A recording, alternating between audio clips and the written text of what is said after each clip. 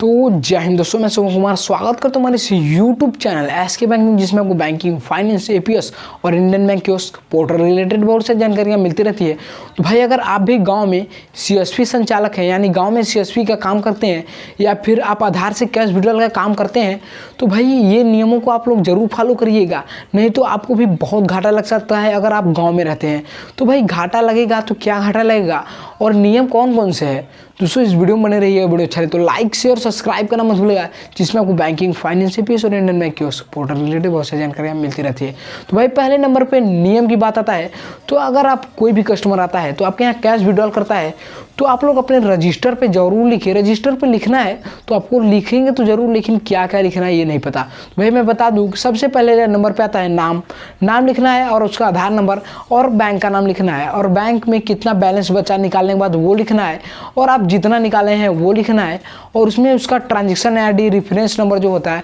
उसे लिखना है, और उसका जो है कस्टमर का सिग्नेचर करवाना है। और दोस्तों दूसरे नंबर पे बात आती है कि अगर कोई कस्टमर आपके यहाँ आता है तो आपको ये भी प्रॉब्लम हो सकती है कि गांव वालों से गालियाँ भी सुनना पड़ सकता है। तो भाई दूसरा प्रॉब्लम की बात करते हैं। तो दूसरे प्रॉब्लम पे जो बात आती है कि अगर मान लीजिए कोई वृद्ध आदमी है और आपके यहाँ आता है पैसा विड्रॉल करने, तो आप लोग आधार कार्ड मांगेंगे और आधार कार्ड मांग कर पैसा विड्रॉल करेंगे। तो दोस्तों उसमें आप लोग को सतर्क रहना है कि आप पैसा विड्रॉल कर रहे हैं ठीक है, लेकिन दोस्तों वो जो है वृद्ध आदमी पढ़ा हुआ है या फिर नहीं, उनका आप लोग बैलेंस बताएंगे तो दोस्तों वो तो कहेंगे ठीक है, लेकिन दोस्तों उसमें प्रॉब्लम क्या होती है कि अगर कोई कस्टमर 2-3 लोग हैं, जैसे कि मान लीजिए अगर कोई प्रधानमंत्री का कोई भी चीज़ें जो है स्कीम आ गया, जो योजना का बैलेंस आ गया, जैसे मान लीजिए पीएम किसान वाला जो खेत का पैसा आता है 2000 रुपये, सभी किसानों भाइयों के खाते में आ गया, बुजुर्गों के खाते में। लेकिन दोस्तों होता ये है कि बुजुर्ग जो होते हैं कुछ लोगों पैसा निकाल लेते हैं, लेकिन दोस्तों कुछ लोग जो है पैसा आता है तो वो चेक नहीं कराते हैं, तो कुछ लोगों में के अकाउंट में ये पैसा नहीं आता है। तो दोस्तों उसमें वो जैसे मान लीजिए 2 लोग हैं और 2 लोग आ रहे हैं हमारे यहाँ पैसा निकालने, तो हम मान लीजिए एक लोगों का आया है पैसा निकाल दिया ठीक है, और दूसरा व्यक्ति का जब हम लोग चेक करते हैं बैलेंस तो उनका पैसा नहीं आया होता है, जो कि उनका पहले से आ रहा था पैसा, लेकिन इस महीने में नहीं आया। तो भाई वो लोग बोलेंगे क्या कि सर वो हमारा पैसा तो आ रहा था तो कट कैसे गया, या फिर हम लोग बोलेंगे दादा आपके अकाउंट में पैसा नहीं आया। तो जो दो बुजुर्ग आए थे साथ में, तो एक लोगों को पैसा देंगे तो एक लोग को बहुत गुस्सा लगेगा, और दोस्तों उसमें क्या होगा कि जो पैसा निकाला था व्यक्ति वो बोलेगा कि ऐसा तो नहीं कि ये बंदा जो है आपका बैलेंस विड्रॉल कर लिया। तो भाई वो लोग सोच में पड़ जाएंगे और गांव में जाकर शोर करने लगेंगे कि अरे उनके यहाँ गए थे पैसा निकालने और उन्होंने मेरा पैसा निकाल लिया, मुझे दिया नहीं, ऐसे से। तो बहुत लोग बोलेंगे कि जाकर स्टेटमेंट निकलवाइए ऐसे से। तो भाई बैंक में ना तो पासबुक छप रहा है ना ही स्टेटमेंट निकल रहा है तुरंत, तो बहुत परेशानियाँ हो रही हैं। और एक तो बुजुर्ग हैं तो वो लोग पढ़े लिखे नहीं हैं, तो बहुत परेशानियों का उनको सामना करना पड़ रहा है, और नहीं आया है फिर भी हम लोगों को ही गालियाँ सुनना पड़ेगा, क्योंकि हम लोग एजेंट है, उनका चेक करें पहले आ रहा था तो इसमें क्यों नहीं आया। तो भाई वो लोग अपना जो है अपने को दोष नहीं देंगे, वो हम ही को दोष देंगे। तो इसलिए आपको सतर्क रहना है, और जो भी वृद्धा व्यक्ति आता है उसके साथ एक को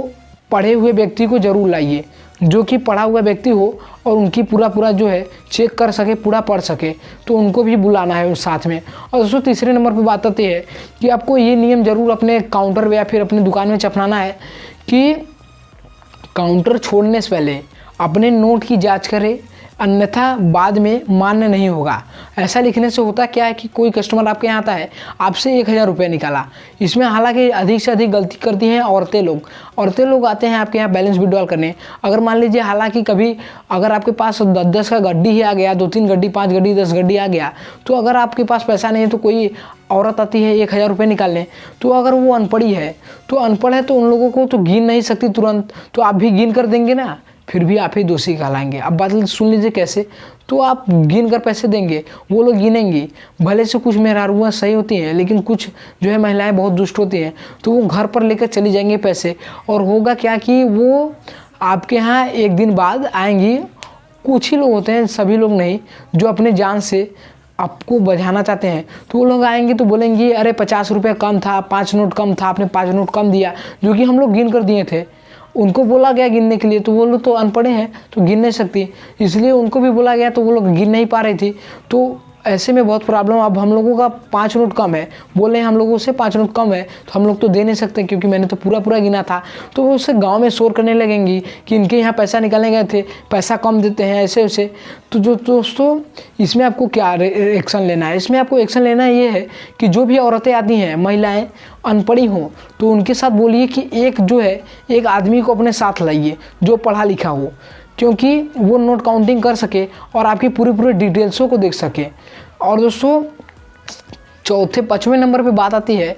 कि भाई अगर आप माइक्रो एटीएम चलाते हैं, जी हाँ माइक्रो एटीएम से पैसे विड्रॉल का काम करते हैं, तो आपके लिए बहुत जो है बड़ी प्रॉब्लम हो सकती है कि भाई आपने मेरी पिछली वीडियो में एक वीडियो बनाया था जिसमें मेरा एटीएम से जो है एक लोगों का 50-60 हज़ार रुपये फंस गया था, जो कि आपको उसका जो है अभी हम लोगों को केस करे हैं लेकिन अभी तक सॉल्व नहीं हुआ है। तो भाई वो भी बता दूं कि आप लोग कस्टमर आता है आपके यहाँ एटीएम से पैसा निकालने, तो आप लोग एटीएम ब्लूटूथ वाला ही लीजिएगा, तो ब्लूटूथ वाले से लीजिएगा और एटीएम जो है कस्टमर के हाथ में थमाइए, कस्टमर के हाथ में थमाइए और उससे बोलिए कि एटीएम ऐसे स्वाइप करें। स्वाइप करने के बाद उसमें आप अमाउंट डालेंगे मोबाइल से या फिर कंप्यूटर से अमाउंट डालने के बाद उनसे करिए स्वाइप करिए, स्वाइप करने के बाद पिन डालें, पिन उनसे बोलिए कि छिपा कर डालें, फिर हरा बटन दबा दीजिए, हरा बटन दबाने के बाद कैश विड्रॉल हो जाएगा और उनसे बोलिए कि अपना एटीएम स्वयं निकाल लीजिए। मेरे साथ ये हुआ था कि कस्टमर को मैंने एटीएम दिया, एटीएम लगा कर डाले, पैसा निकाले, सेम प्रोसेस, लेकिन वो बोल रहे हैं कि आपने मेरा एटीएम बदल दिया। अब भाई वही कस्टमर डाल रहा है बैलेंस,